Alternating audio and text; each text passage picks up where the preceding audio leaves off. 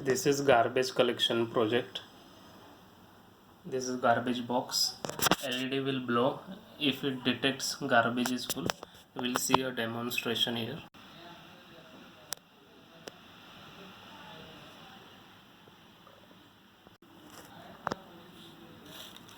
We are putting now garbage inside a box. See, the ultrasonic frequency image will change its output after some time as soon as it detects range. This is not a plain surface, so we are getting different frequency ranges.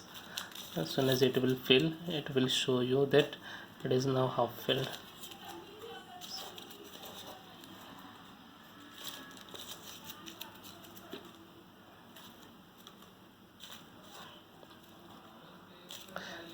LED is now blowing.